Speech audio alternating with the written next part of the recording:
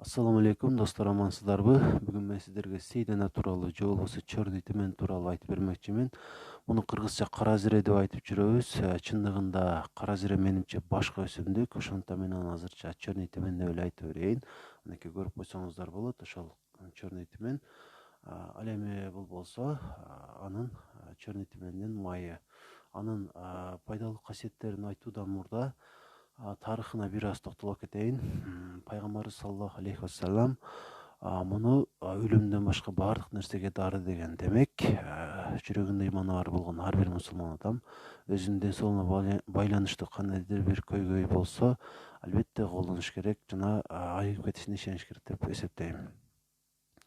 Миңдеген жылдар мурда фараондор дагы өздөрүнүн ден соолугун жакшылоо үчүн колдонгондугу, алардын көрүстөн казганда жанынан кошо чыккандыгынан аныкташкан. Демек, ошол убакта эле мунун пайдалуу касиеттерин билишкен. Ошол эле Гиппократ, Гален, Ибн Синалар дагы өздөрүнүн пациенттерин айыгып кетиш үчүн абдан натыйжалуу колдонушкан. Бүгүнкү күндө дагы биз доказательный медицина деп коебуз. Ошол доказательный медицинада дагы мунун пайдалуу касиеттери аныкталып, колдонууга сунушталган. Мен өзүмчө алардын ошол чорный тимендин 30дан ашуун пайдалуу жактарын санап чыктым, таап чыктым. Бирок чындыгында мындан 2 эсе, 3 эсе, балким андан дагы көп пайдалуу жактары бар. Албетте, бул баарыбызга жеткиликтүү, баасы дагы байкедеги карабай ыңгайлуу. Ошондуктан муну баарыбыз колдонсок болот. Организмибизде, медицинада биз организмибиздин органдарын системаларга бөлөбүз. Нерв системасы, эндокриндик система, жүрөк кан тамыр системасы болуп, ушундай көптөгөн системаларга бөлүнөт.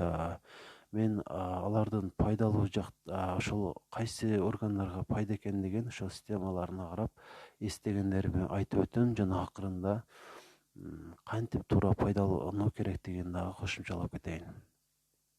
Демек, биринчи эле бул нерв системасына кандай пайдасы тиет? Бул Б витаминине бай болгондугу үчүн нерв системасын баягы стресстин алдын алат деп айтсак дагы болот. Же болбосо стрессти жоет деп айтсак дагы болот. Анткени нерв системасы ошол Б витамининин бардык түрлөрүнүн жеткиликтүүлүгүнөн улам ар кандай сырткы терс таасирлерге туруктуулугу байкалат.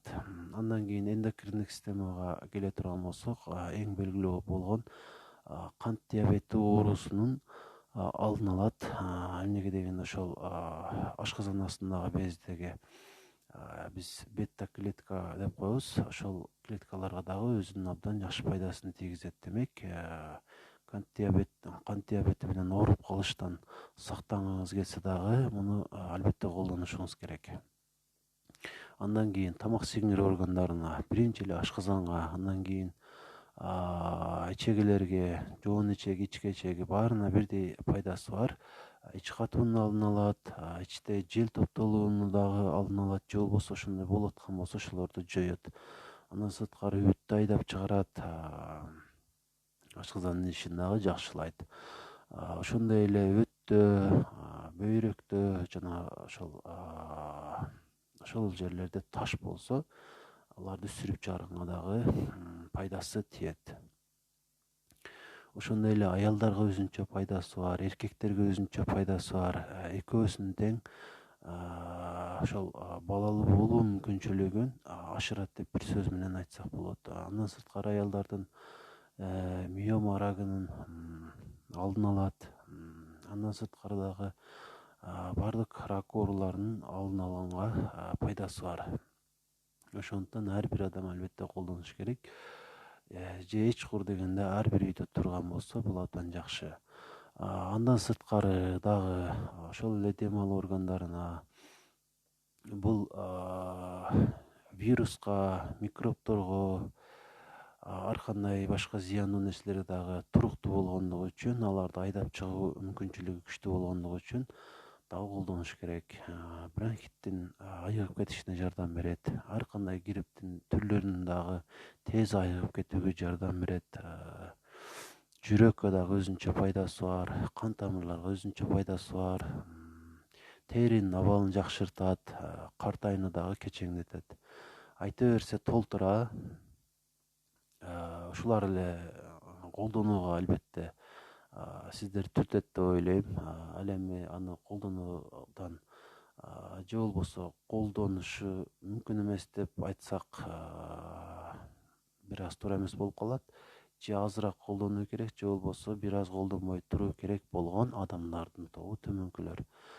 Кош бойлуулук учурда муну колдонууга болбойт. Жана бул 15 жашка чейин деп коеюн. Ошо 15 жашка чейинки балдарга колдонбой туруу керек. Калган баардык адамдар бирдей колдоно берсе болот. Ал эми ашказаны, ичегилеринде көйгөйлөрү барлар бир аз сактанып, же болбосо азыраактан колдонсо дагы аларга дагы абдан жакшы болот. Калган адамдарга эч кимге эч кандай зыяны жок. Кеңири колдоно берсе боло берет. Эми аны кантип туура колдонуу керектиги тууралуу бир аз айта кетейин. Эгер сиз ошол черный тумендин уругун колдоном десеңиз, башында эч колдоно элек болсоңуз аздан баштайсыз. 3 грамм деп айтылат негизи, андан дагы азырактан. Бир чай кашыктын жарымынчадан же андан дагы азырактан баштап туруп, бир аздан кошуп көбөйтө берсек боло берет. Бирок көбөйткөндө дагы күнүнө бир кашык, ошол бир эле чай кашык жетиштүү. Көбөйткөндө деле ошол бир чай кашыктын жарымынан азырактан баштап бара көбөйтсөк болот. Биринчи колдонгондо муну организмибиз ошого көнүш үчүн ушундай азырактан колдоно баштоо керек болот. Ошондо натыйжасы дагы жакшы. Аны ар күнү мисалы эртең менен жана кечинде же болбосо тамактануунун алдында 15 мүнөт мурда колдонуу керек. 15 мүнөт мурда аны чайнап жесек, ошол табитибизди бир аз бууп коюшу мүмкүн. Ошондуктан аны колдонуудан мурда урукту майдалап жанчып алабыз дагы. Балга аралаштырып жута берсек болот, же болбосо суу менен жута берсеңиз деле боло берет. Ушундай кылып уругун туура колдоно алабыз. Тамактан 15 мүнөт мурда колдонуу керек дегенин себеби, ал ашказанга түшкөндө ошол ашказан маңызынын иштелип чыгышына жана табиттин бир аз көтөрүлө баштоосуна жардам этет. Демек, тамак сиңирүүгө дагы мунун пайдасы зор. Ал эми эгерде анын майын колдоно турган болсоңуз, аны дагы ошол эле баягы чай кашыкта колдоносуз. Биринчи колдоно баштаганда жарым чай кашык же болбосо андан да азырактан баштасаңыз албетте жакшы болот. Бара күн сайын бир 10 тамчыдан кошуп атып, ошол бир чай кашыкка чейин жеткиресиз. Бирок андан дагы бир аз көбөйтсөңүз деле зыяны жок. Ошентип аны бир чай кашыктан туруктуу колдонуп калгандан кийин муну дагы же уругун же ушу майын экөөнүн бирөөгүн колдонуу керек. Майын колдоном десеңиз дагы күнүнө 2 жолу, бир жолу же 2 жолу колдонуу сунушталат. Бир жолу колдонсоңуз деле пайдасы зор. Тамактануудан 15 мүнөт мурда же өзүн ичип койсоңуз деле болот, же болбосо бир аз балга кошуп, же болбосо жарым стакан жылуу сууга кошуп ичип койсоңуз дагы өзүнүн пайдасын тийгизе берет. Негизинен мен билгендер азырча ушулар. Барыңыздар эртегиден калбай эле бул нерсени сатып алып колдоно баштаңыздар.